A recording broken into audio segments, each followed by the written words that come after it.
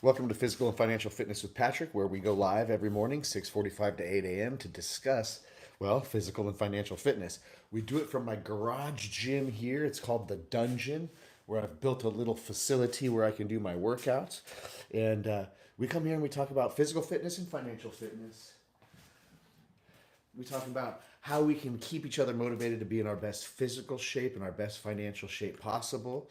That's what we do here on my show. And we just work out. We work out, we get in shape, and we talk finances and stuff. Today, what we're going to do is we're going to do some back and some biceps. A light workout. I am playing 18 holes of golf later this afternoon, so I don't want to overdo it. But we're going to be doing some back and biceps today, and then we're going to discuss how we invest money into notes. Or basically, what I like to say is, if we have our own money to invest into notes, there's really only three ways you can get in the game. We'll talk about that a little bit. What's up, Christian? How you doing? Good timing, my man. Good timing. I just got cooking here. Just getting set up. I was almost a little bit late this morning, but we made it. And we're going to talk about those three different ways. Like, there's three ways that you can get into note investing if you have your own money. There's three ways you can do it. We're going to talk about that, and we'll knock out some workout. Like I said, we'll maybe do some back and some biceps. But feel free to chime in. I see Christian said hello. Looks like we have someone else on. There's two people on. I'm not sure who the second person is yet. But good morning, Christian, and good morning to whoever else is on. It is a happy Tuesday, as they say. Happy Tuesday. Is my sound okay? My microphone, yeah, it's Tuesday morning. I get it. Yep, it's Tuesday morning. But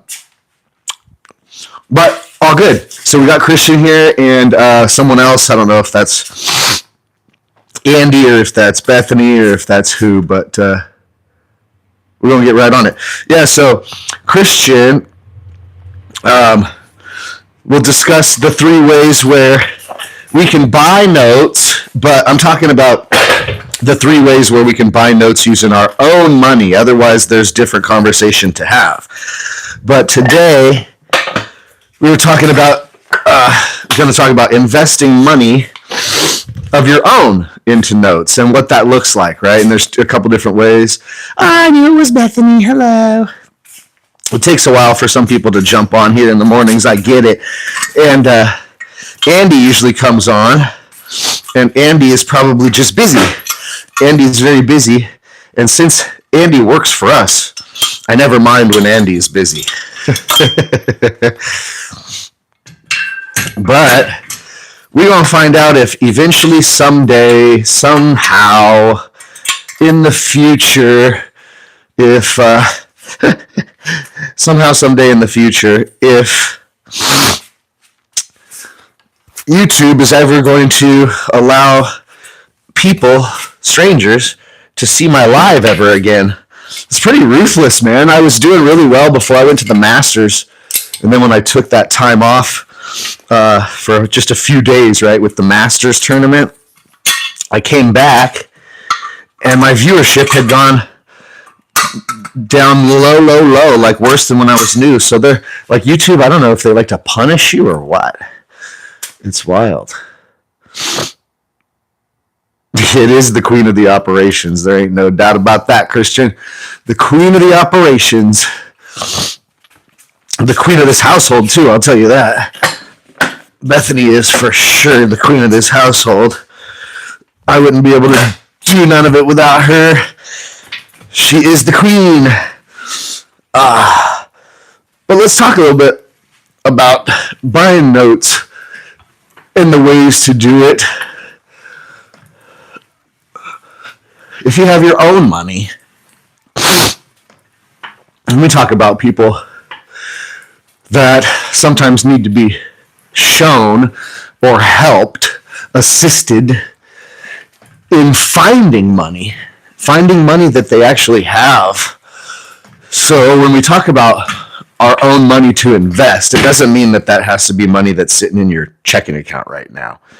Oftentimes people don't realize that they have toys like motorhomes and boats and things that they really just don't use anymore. They don't use them often, but the motorhome's still parked on the side of the house for the once a year camping trip, or you know what I mean? So sometimes you have to figure out how to find the money. Interestingly enough, did you know that if you have equity in your car, meaning if your car's paid off, but your car is worth $30,000 and it's paid off, did you know that you can go get a refinance on that car to leverage some debt? Same thing like getting an equity line of credit on your house, something like that. So if somebody has equity in an asset, or equity in a liability, I should say. If you have equity in your liability, which is your house or your car, you can get money from that and then go use that money to invest with. But guys, it's just, if you have your own money is what I'm saying. Yeah, home equity, equity in your car, individual retirement accounts, 401ks, certainly equity in your house for sure. That's a big one. Or maybe you did save up some money. You have some savings, or you come into a lump sum of money, or get an inheritance, or whatever it may be. So we're just talking about folks that have their own money to invest into notes. And the first way you do that is kind of a do it on your own theory. And when we're talking about investing into notes on our own, you tell me, do you think that it would require a lot of knowledge and education, training, in order to be able to buy your own note? So like if right now I said to Christian, right? If I said to Christian, hey Christian, I have a note that is a really good deal that I'm selling. I have this note that I'm selling. I say to Christian, I have this note that I'm selling. Would you want to buy it? Would you want to buy it? And let's say, Christian, that you had the money. You have the money. Let's say I'm selling the mortgage note for $50,000. And you have $50,000 burning a hole in your pocket. It's sitting in the bank account. Would you be able to buy, own, and manage the mortgage note with your current level of expertise? Is the question.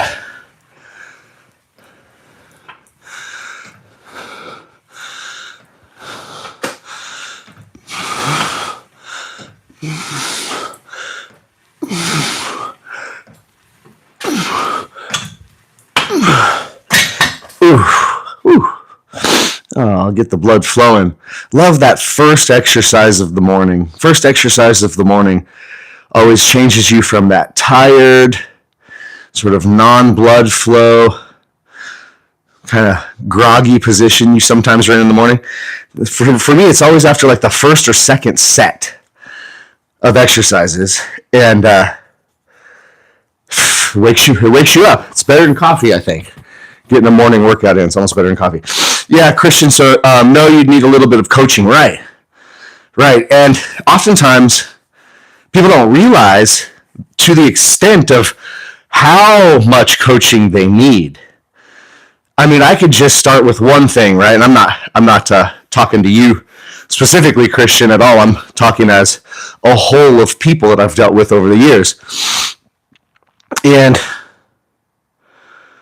most people, you'd probably agree with me on this one, most people just want the path of least resistance. And generally, since there's a lot to learn with note investing, most people don't even want to go through all that. Like, just through the learning curve and having to learn all the stuff and figure it out. It's overwhelming and it's hard and it takes time and that kind of stuff. So most people don't want to go through all that. But that's what you would have to do. I always, for instance, just go straight to the paperwork, right? Let's forget the due diligence. Let's forget the title report. Let's forget the broker price opinion. Let's forget the legal nuances. Let's forget all that stuff, which is all very important. But let's just go straight to the paperwork. Does a person even know what type of paperwork or documents would be needed to do a note deal, right? There's obviously paperwork that has to be done to signature out and verify that a debt instrument is being traded, right? A debt instrument is being traded or transferred over to a new owner. And it's just like when a house gets sold, you know, if a physical house or property gets sold and the buyer pays cash, then there's a thing called a deed, right? So the deed to the house, a deed, is what transfers ownership of a physical piece of property. So if I were to tell somebody, you know, or ask somebody, hey, what's an assignment? Or how about this one, Christian? What's an allonge? What's an assignment? What's an allonge? What are these kind of documents? Well, first of all, allonge just sounds weird, dude. So people are like, what the hell's that? Okay. But, you know, the point of the matter is, there are 6 modules of training that we have inside the Note Investor University, where people enroll to learn all this. And let's go down those modules and talk about them a little bit. Oh, you know what an assignment is? Epic. Epic, epic, epic. Good. You're getting there, Christian. You are getting there. Yeah, an assignment is assigning the ownership of a debt instrument to another individual, is what that assignment does. But here's the deal. So first, somebody would want to have, and I'm curious to see if you kind of enjoy how we built the university. We kind of built the university for a reason, to take somebody, and the theory was, through the educational portion of note investing as quickly and as efficiently as possible. That was the theory, right? As quickly and as efficiently as possible. So what we did is we created 6 training modules, and those 6 training modules kind of go in order based on the life cycle of the note investing procedures, I guess you can say.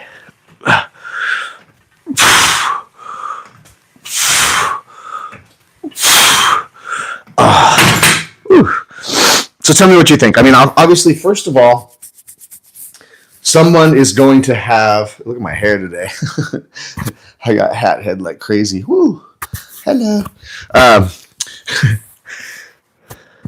So the fundamentals, well, it would be like somebody coming in to learn math. And if somebody was coming in to learn math and they wanted to get to a very high level in math, like calculus or something like that, where would they begin, right? Where would somebody's math training begin if they were new to math, but their whole goal was to start from being very new to math to being like a calculus expert at a master's level, like a master's degree in math, right? But where would they start? Obviously, someone would have to start at the very beginning, which is, you know, basic fundamental math, probably addition and subtraction, multiplication, that kind of stuff, right? They'd have to start at the very basics and learn the fundamentals of math prior to moving farther than that. You don't want to start teaching somebody, that, you know, teaching them too much advanced math technique, obviously, if they don't even know their addition and subtraction and things like that, because it would just be confusing and it would be overwhelming, and then they'd be skipping ahead and they wouldn't be learning in order and all that good stuff, right? So I'm just giving a silly example. Obviously, it's not a good example for math, but you know, with anything almost, you got to start at the very bottom and you got to start learning the fundamentals. And so in the Note Investor University, we created the fundamentals. And the fundamentals is like 28 different videos. The fundamentals is actually the longest module. And in that module, it teaches you everything that there is to know about the fundamentals and the basics of note investing. And as a matter of fact, it's quite interesting. You may not know this, Christian, but in the very beginning when we created Note Investor University, the fundamentals module, which is just module number 1 of the university, the fundamentals module was the whole entire university. We created the fundamentals module, and at first that was the whole coaching program. And we kind of figured that was enough, but it certainly wasn't. Based on our students' recommendation and our students' requests, they requested that we go deeper on a lot of the different subjects that are in that fundamentals module. So, what's the next thing that you think would be clever to learn about if you got past the fundamentals and you knew all the basics of note investing, got your head wrapped around it, and knew the basics? What would be the next thing that you think would be important to take a deeper dive in?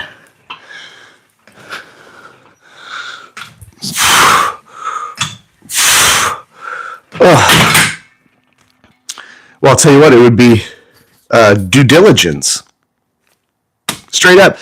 Because due diligence, in my opinion, is half the battle. Due diligence is half the battle.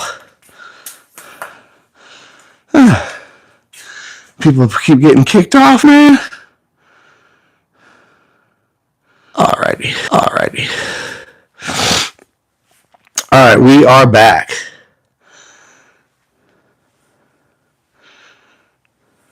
Okay. All right. So we're back. Sorry about that. We lost connection for a second. But, we lost connection for a second. I had to go to the text messages because of, my normal guys like Andy and Dexter and all those guys aren't on here. And I'm wondering where my audience is at. So I threw some text messages out there right quick. I texted Andy and I texted Dexter just to get some more heads on here. And you cannot switch to a new screen and send a text message when you're on live. It actually stops your live and then sparks back up when you're done doing what you were doing. So I just texted a couple people this link, that's all. But what were you saying, Christian? If you're still on here, no sound? Really? No sound? Oh, no.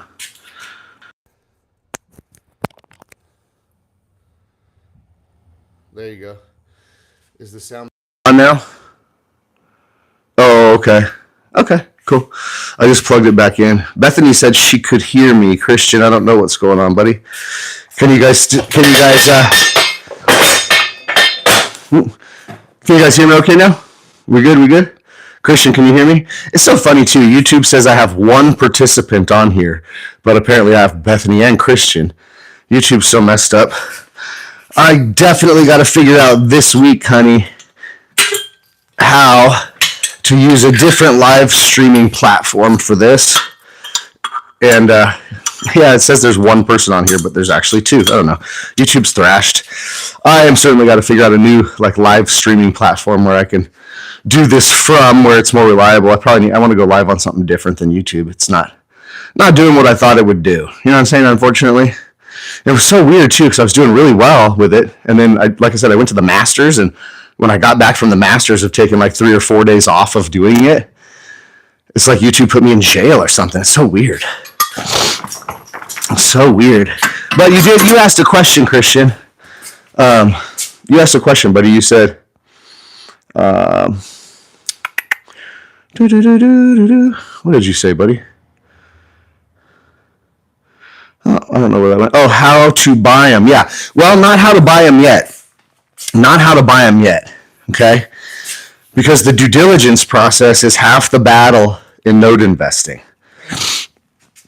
So not quite learn how to buy them. Well, I know what you mean. Yeah, learn how to buy them. I guess the key that I'm saying is that before you would ever even need to learn how to buy one, you would certainly first need to learn how to do all of the due diligence and all of the research necessary to find out if you would want to buy the darn thing, okay?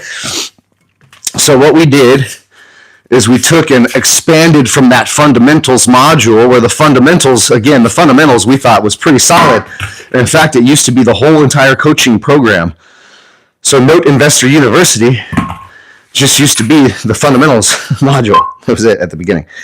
So we learned that our students needed a much deeper dive into the due diligence process than was offered in the fundamentals module. So what we did is we went ahead and we created an entire module, a whole nother module, probably, 15 or 18 different videos. And it's all due diligence. We teach all of our due diligence secrets, and we break down every single point of the due diligence process in major detail.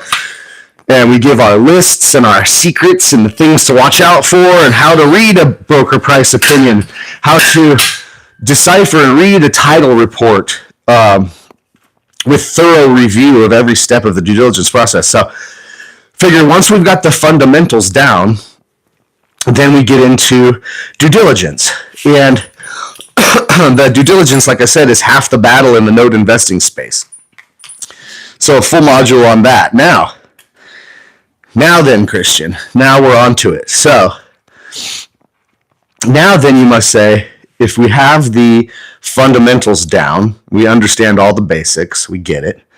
Then we get into a due diligence module, and we get into a position where we learn all the secrets and the tricks of how to perform really thorough due diligence.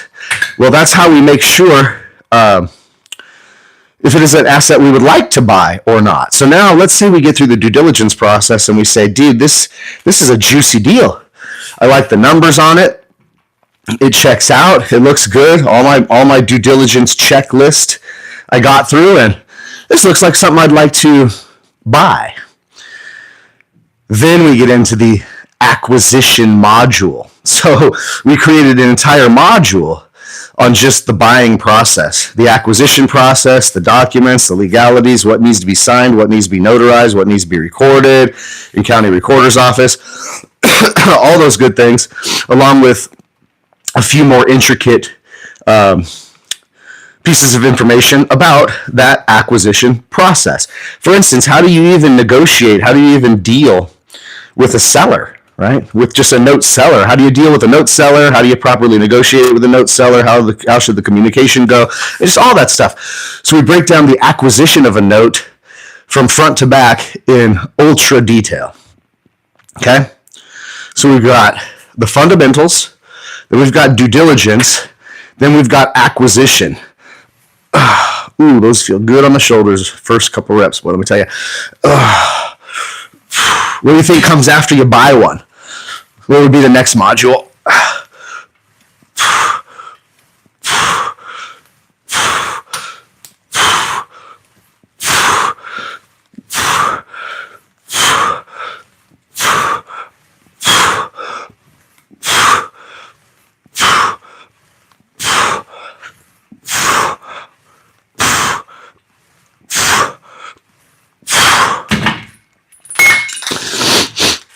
Close.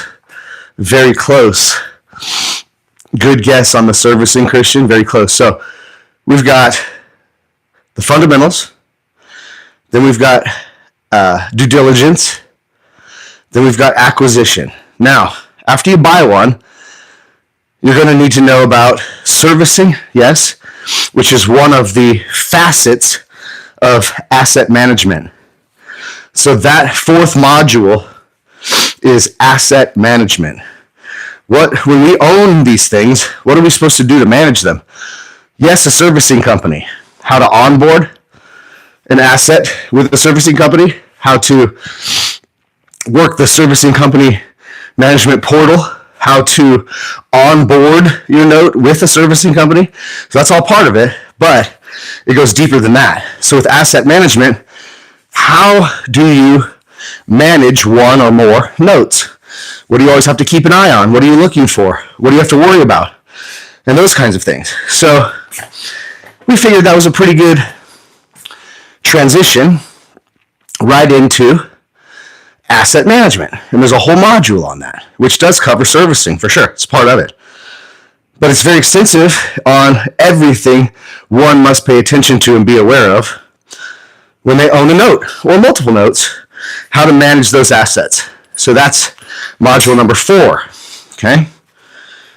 Now then we get into exit strategies. So there's so many different ways to exit a note deal. For instance, some people don't know that you can use your note as an asset to borrow money against. It's called hypothecation, where you can get a loan, just like you can get a loan against your house if you had a paid off house.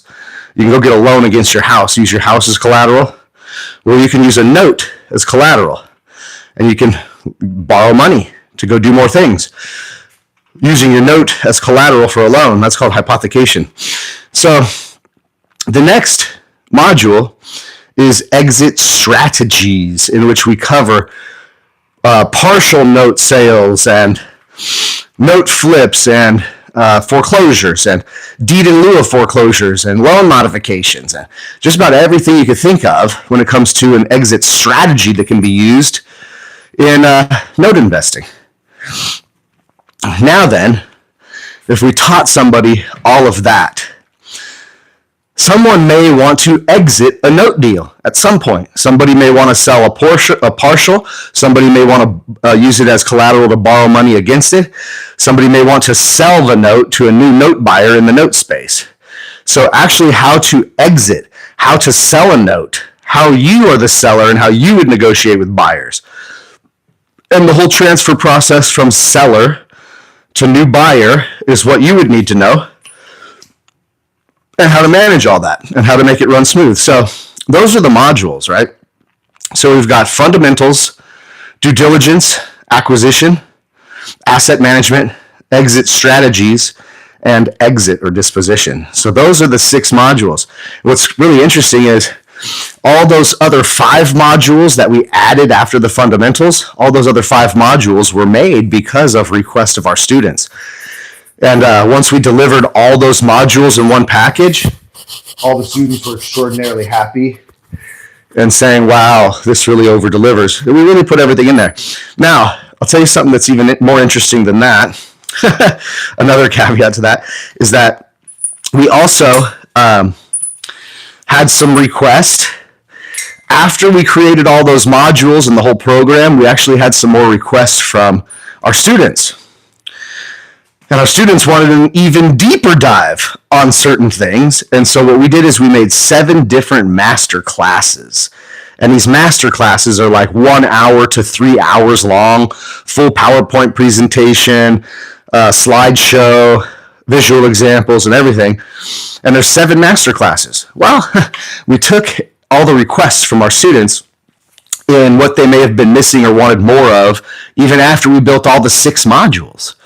And we still had people that wanted more detailed information on a few certain things.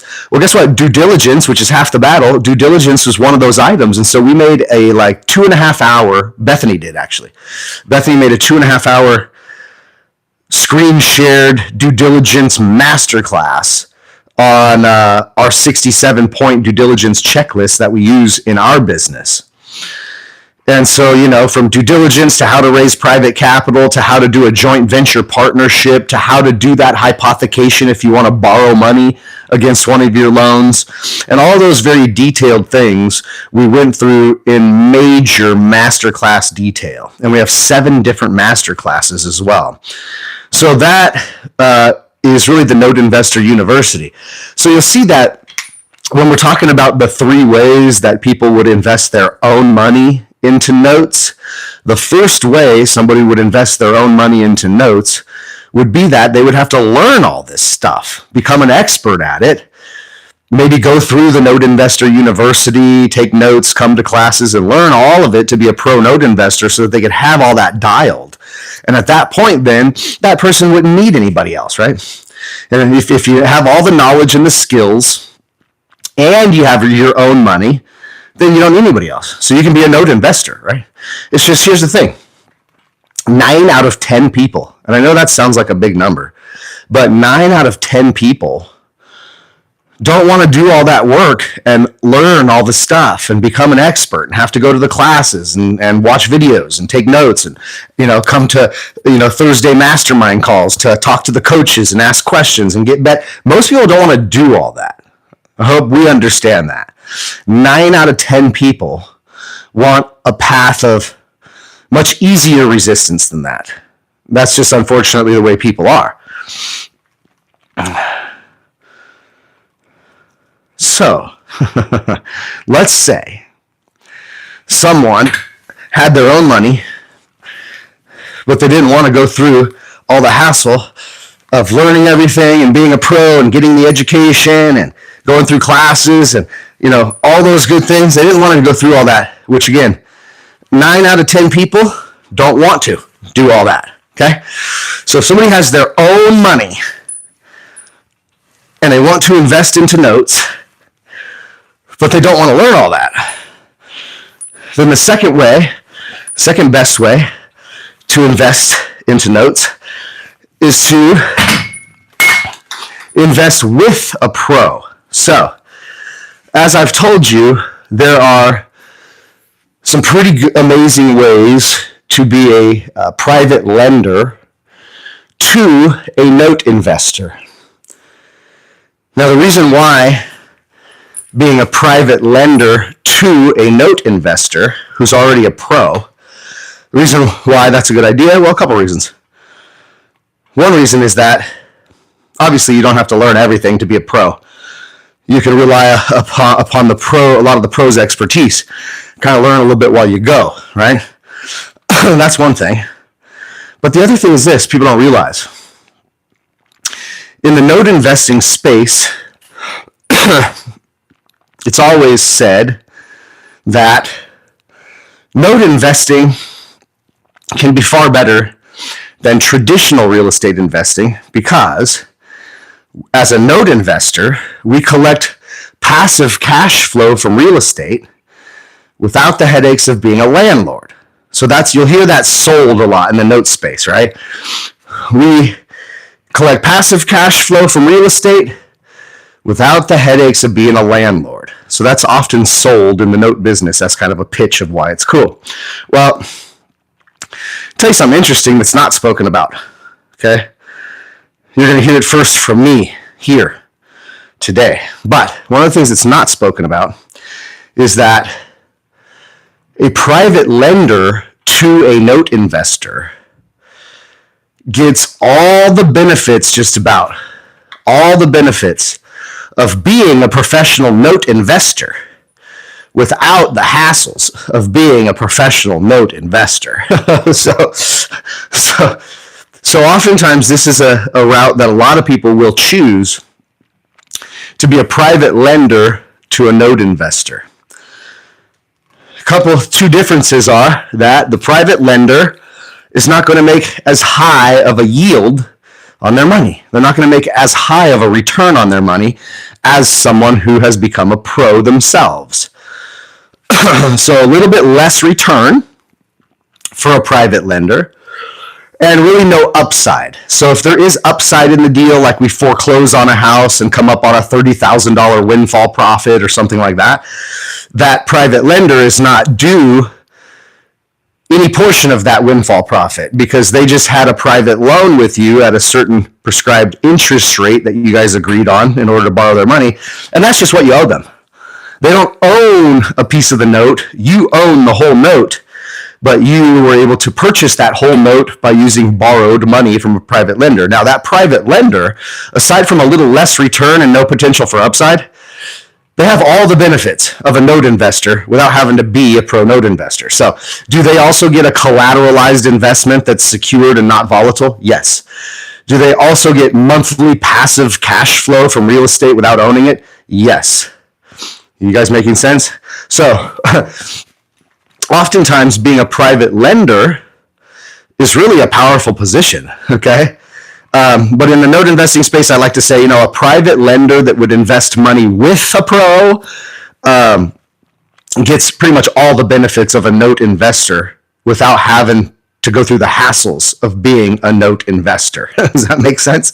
So the reason why it may be good for the note investor themselves is because for a note investor themselves to really grow a large portfolio, a note investor normally doesn't have enough of their own money to do that at that scale.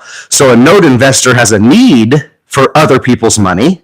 And there's people out there that have money that have a need for a pro note investor where they can get together and make a win-win situation. Oh, what's up, NJ? I'm glad you popped in. Good to see you. Good to see you as always, NJ. I'm glad you pop in. I'm always looking forward to saying hey to you in the mornings on here. So I'm always looking forward to you hopping on and saying hi. It's always good to say hi to you in the mornings. Hope your morning's going well. So yeah, I mean, in all honesty, man, for most people, okay, and I say for most people, I really do think it's 8 or 9 out of 10, okay? Let's call it 8 out of 10 people. For 8 out of 10 people who have their own money to invest, it's oftentimes way smarter and easier for them to just be a private lender to a note investor rather than have to go and learn everything themselves and do everything themselves when they're fresh and they're new to it, And oftentimes a note investor that has some money that wants to become a pro will still do their first note deal or their second note deal with a pro in order to learn more hands-on while involved in an actual deal, right? So that's a really good position to be in. So if somebody has money and they understand the value of note investing, they like the security, they like the collateral, they like the monthly cash flow, they like the no hassle, they like the passive. So all those beautiful things that we get as note investors, the private lender also gets. So I always say being a private lender to a note investor is like being a note investor without all the hassles of being a note investor, if that makes sense, okay?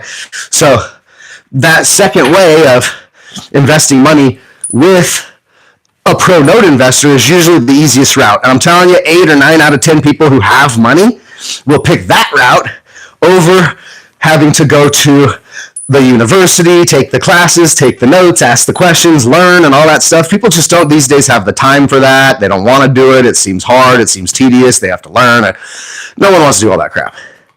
They want the easy route. And an easy route to get involved in note investing, if you don't want to become a pro at it, is just to invest your money with a pro that's already seasoned. So that's number 2 way to invest money into mortgage notes. And number 1 was do it yourself, of course. Number 2 is do it with a pro.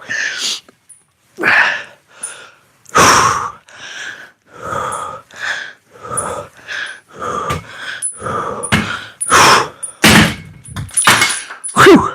All right. And number 3 is to invest into a fund. And we'll talk about that a little bit. Number 3 is to invest money into a mortgage note investment fund. Oh. There's a couple advantages to that. There's always pros and cons to everything, but there's a couple advantages to that. One of the advantages is this. An investment fund generally has a fund management team, okay?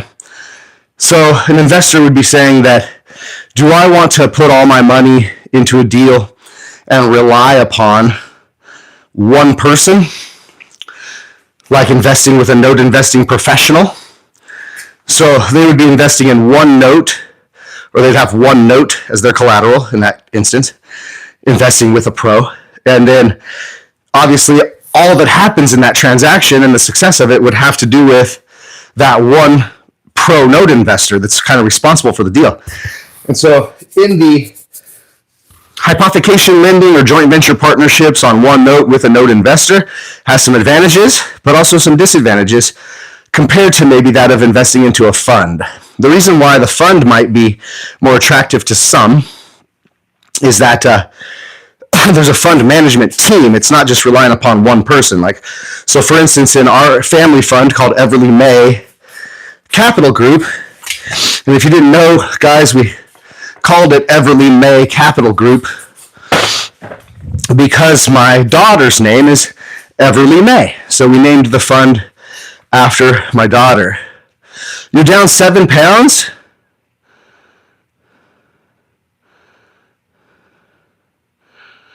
Oh, you guys got snow out there in Wyoming. Dang, dude. So NJ is saying she's down 7 pounds.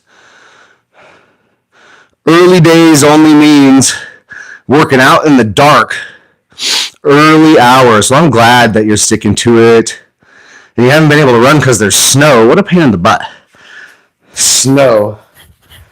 What is snow? I've seen it. It's like white in color, isn't it? I'm just kidding. We don't get much snow out here in good old San Diego. Oh, let's see. We did. We did light workout today. Yeah, we don't. It's not funny. We really don't know what snow looks like. No, we do. We get to drive about an hour or so, which is pretty cool about San Diego.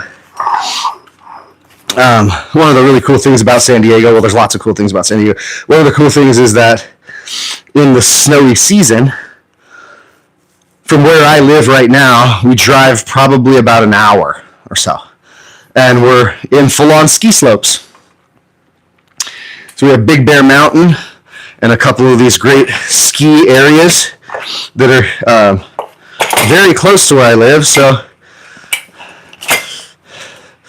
we see some snow, just not live in our own backyards.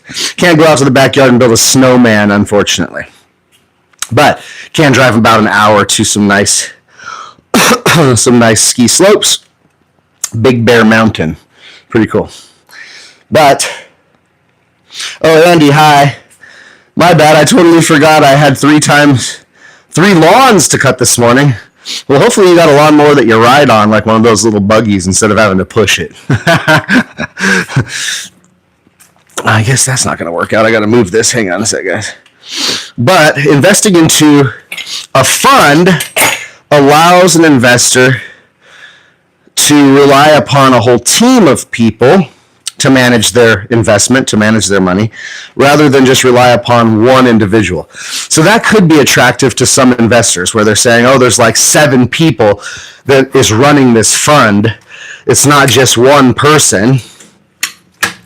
It's a team of people. So they might feel more comfortable relying on a whole team of people and having multiple people that they can get a hold of and ask questions to about their investment, things like that. And even with our fund, right, we have an investor portal. So the investor portal is something they can go to anytime on their own time and take a look at their investment. They'll look at their returns, they'll look at their cash flow, where their account stands, all those good things. So we have a fund management portal that our investors can visit. It's another kind of cool thing that they have. And then another benefit to it is that, for instance, you know, our fund has like somewhere around $15 million worth of notes under management.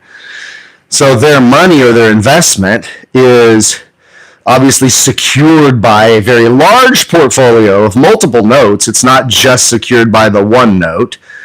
Oh, that's awesome. Always up, always moving, always walking around, doing something. Let's go, NJ. That's it. Let's go. I'm so glad if NJ said she's down 7 pounds since we started. And I'm assuming you're just saying from the 60-day 6-pack challenge, which, guys, by the way, we can celebrate a little bit. Today is like a mini day of celebration for me, just mentally. But why is it a little mini day of celebration mentally? We're halfway through the 60 days. Halfway through. This is day 30. Day 30 of the 60-day 6-pack challenge. I'm down 7 pounds. Andy's down 5 pounds. Bethany's down 6 pounds. NJ's down 7 pounds. Pretty damn cool if you ask me, okay? Pretty damn cool if you ask me. I tell you what, that gets me jazzed. I am so excited. I really am. I'm not blowing smoke. It super excites me. I'm super stoked inside my own heart and mind and body that just because my dumb rear end came here and decided to go live on YouTube in the mornings, that other people, my favorite people, Andy and NJ and Bethany and all my people, have decided to join me on this crazy endeavor of just trying 60 days to do our best to eat better, exercise more, just be mentally cognizant of our health and what we're doing daily and our workout regimen and those kinds of things. And I'm so happy that you guys are joining me in all of this. Andy says he's not only down 5 pounds, but he's got like lots of better mental clarity. Andy, I'm telling you, buddy, I just was speaking with Bethany. I don't think it was last night. I think it was on Sunday. And I was sitting there, I was talking to Bethany, and we were talking about how we feel and how it's going with the 60-day six-pack challenge, and kind of giving ourselves some congratulations a little bit on like sticking to it this time. And we haven't really busted up our diet much. We've been doing really, really good. So we were just giving each other congratulations and all that on being disciplined this time and not breaking it, not quitting, not, letting the complaints take over. And so we were talking about how we feel. And I was just telling Bethany, Andy, I was saying, man, I am mentally clear, more so than I have been in quite some time. Like you said, that mental clarity. I just feel sharper, faster. You're not foggy, right? Everything's much more clear to me. So I agree. I feel that same way, Andy.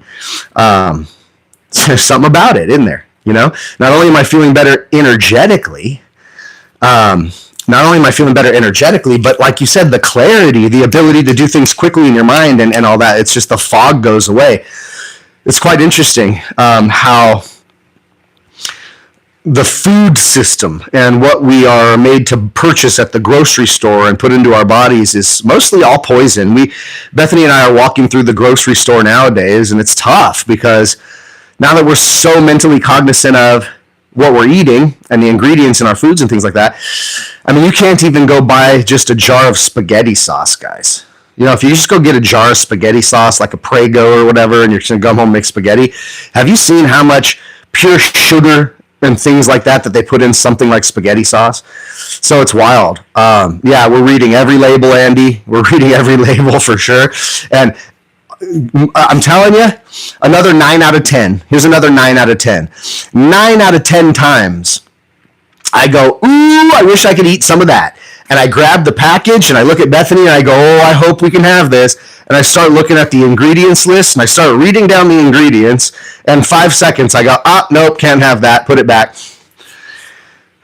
Nope, can't have that. Put it back. Nope, can't have that. Put it back. Nope. I mean, we do that 9 out of 10 items we pick up in the grocery store where it seems like, oh, this would be nice to eat. And we look at the ingredients and it's not going to happen. We're not buying it and putting it in our house. And it's like 9 out of 10 items at the grocery store. It is rough, y'all. So if you're very cognizant of it, if you're reading ingredients, if you're starting to like think deeper about that kind of stuff, and you start to eat better, amazing how the bloat goes away. You lose the weight, and all of a sudden you feel more mentally clear. And who doesn't want any of that? You lose weight, you look better, you feel better, you're more energetic, and you're more mentally clear about everything in life. It's wild, right? It's wild. Oh, you can see the snow's almost gone.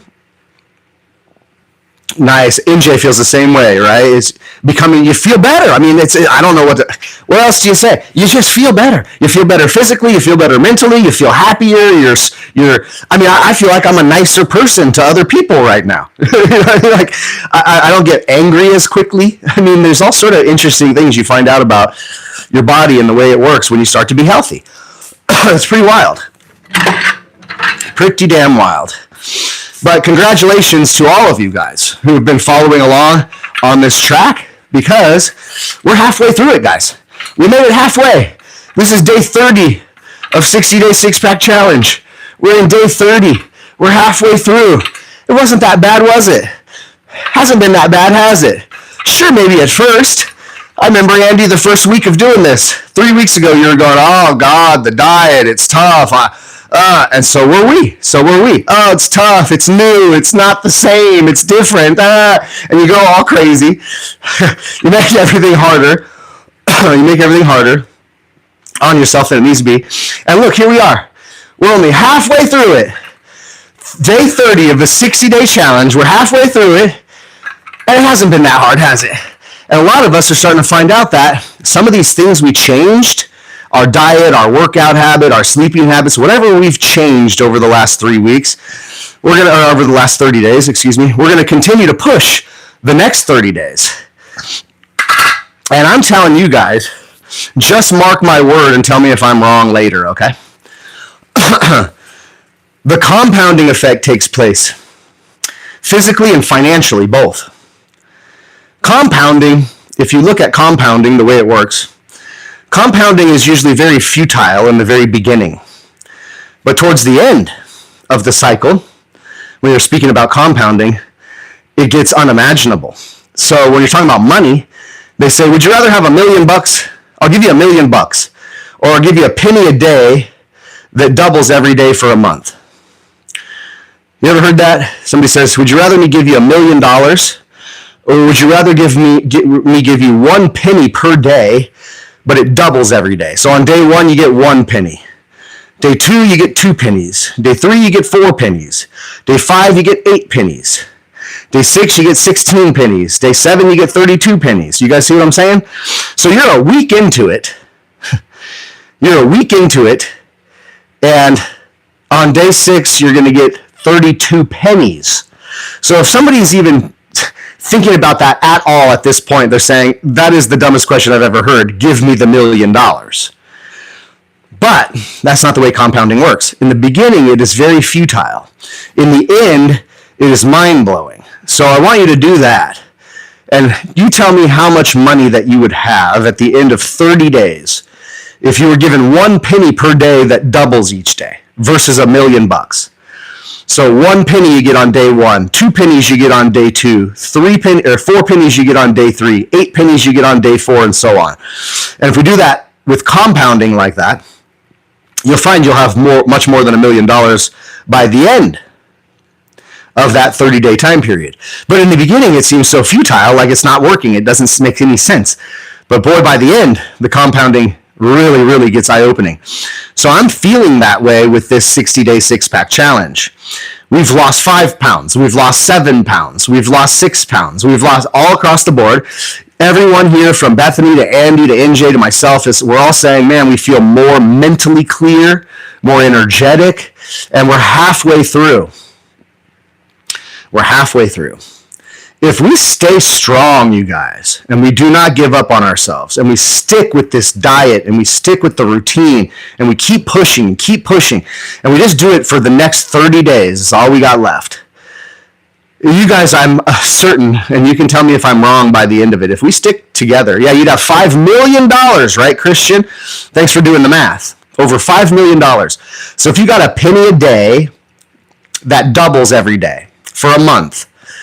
With that compounding effect, you would have over $5 million at the end of the month. So again, would somebody rather be given $1 million or a penny a day that doubles each day for 30 days' time? Yeah. So you see, in the beginning, it seems really crummy. In the end, the compounding really shows its ugly face. So I'm just looking at that, guys, with the 60-day challenge here.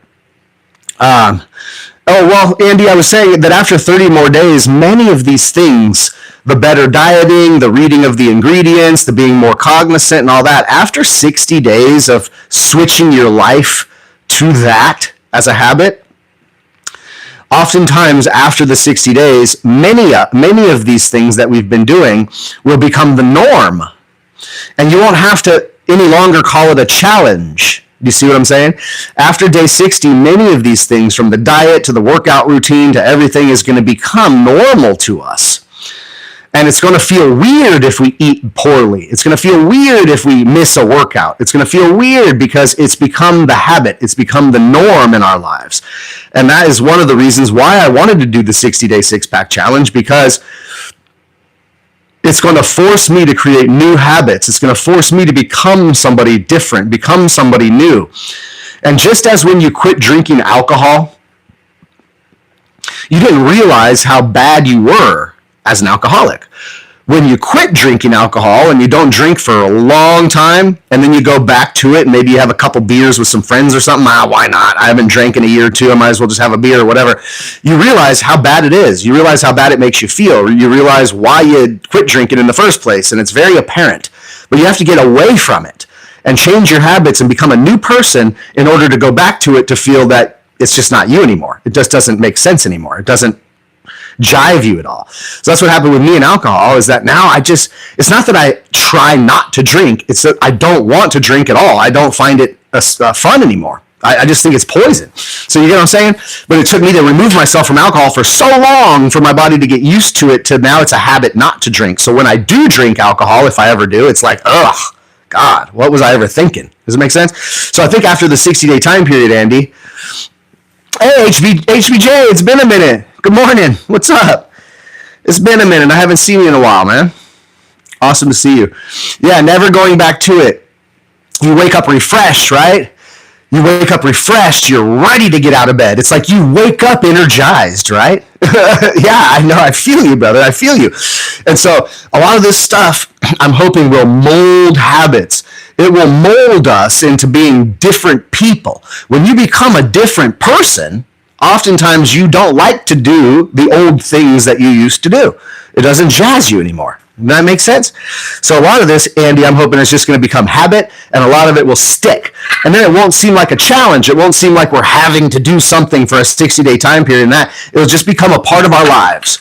We'll create new habits. We'll become new people, better people, and we'll be able to move forward the rest of our lives in a much healthier manner.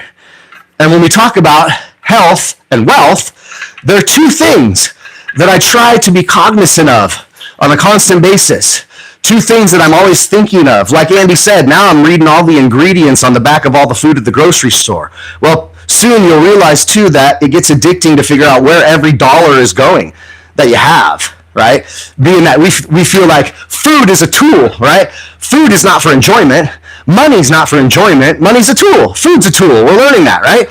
So if you use food as an enjoyment and you get eating donuts and pies and cookies and cakes and greasy foods and fast foods and all this other shit, that's food for enjoyment. But as we see, food is really for fuel.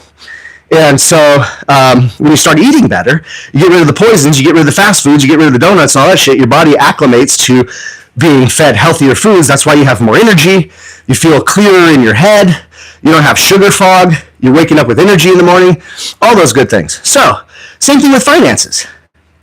Same thing with who's reading the ingredients on their pocketbook?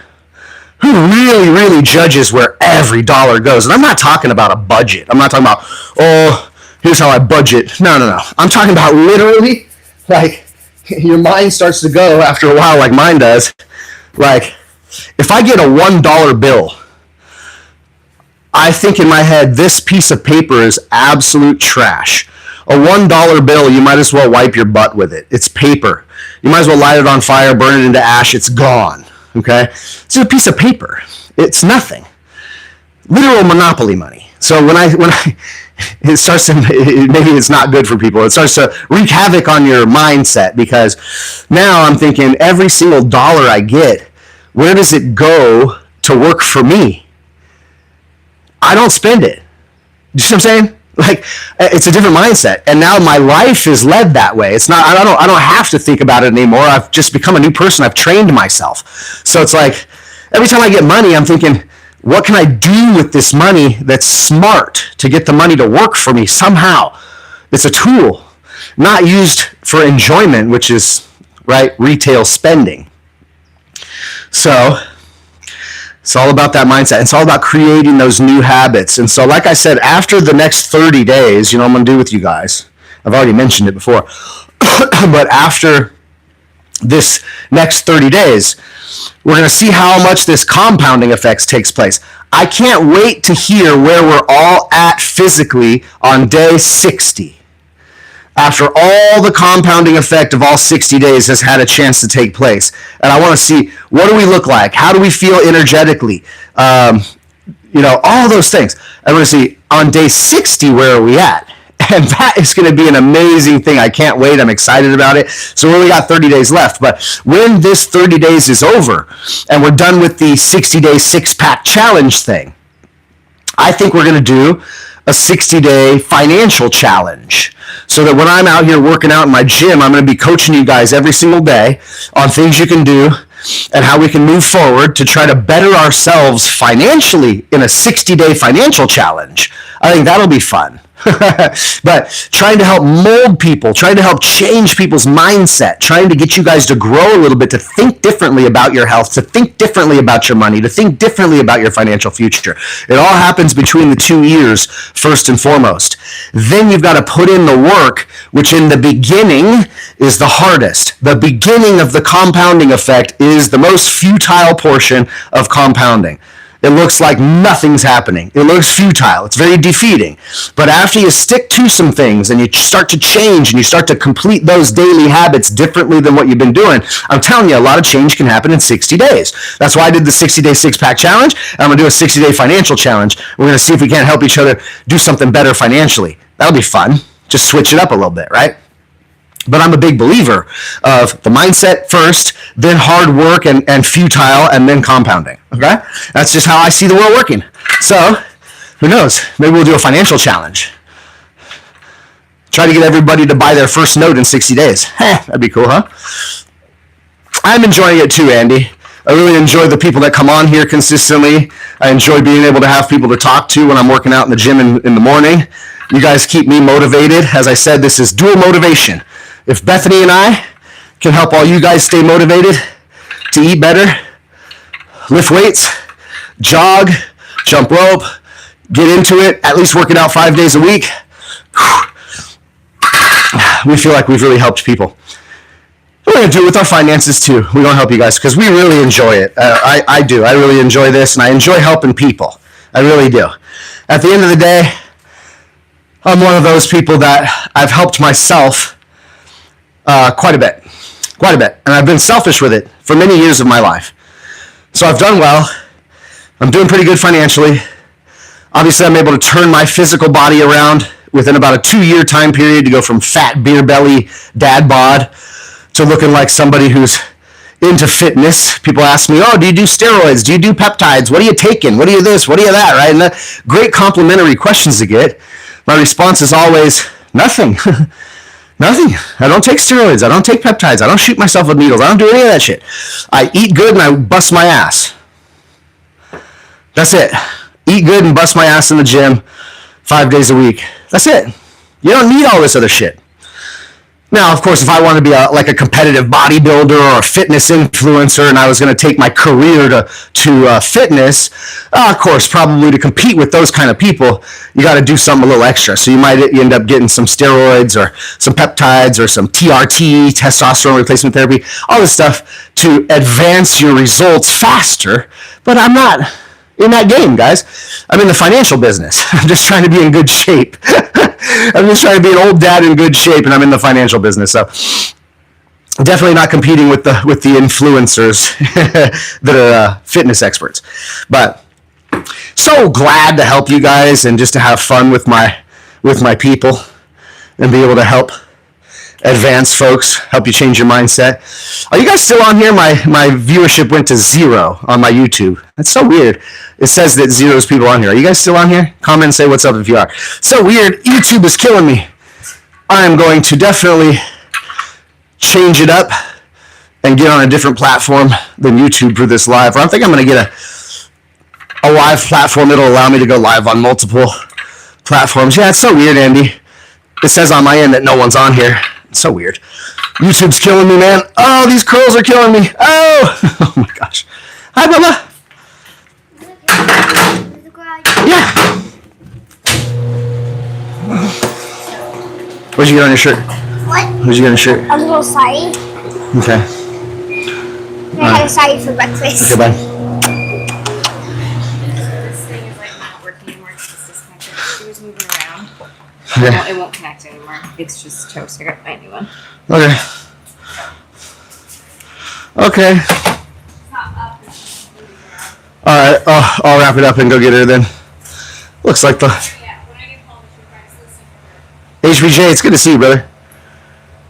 Where you been, HBJ? HBJ10. HBJ was one of my original viewers when I first got on this YouTube a while back. And HBJ, you've been missing, man. We need to get you back in the game. We've been doing this 60-day six-pack challenge, and we were talking about HPJ. All the people that are doing it with me, we're in day 30. We're halfway through what I'm calling the 60-day six-pack challenge. We had a bunch of people on here, man. Some people have lost 5 pounds. Some people have lost 6 pounds. Some people have lost 7 pounds by sticking with me in the 60-day six-pack challenge. Pretty damn cool. Pretty damn cool. And we're going to do 60-day financial challenge after this is done. So we got 30 more days. Let's stick to the diet. Let's stick to the workout routine. Let's continue to motivate each other. And let's see exactly how this compounding effect really works with our health here. And find out where are we all at on day 60. I'm certain some of us will be down 10 pounds, I'm certain, day 60.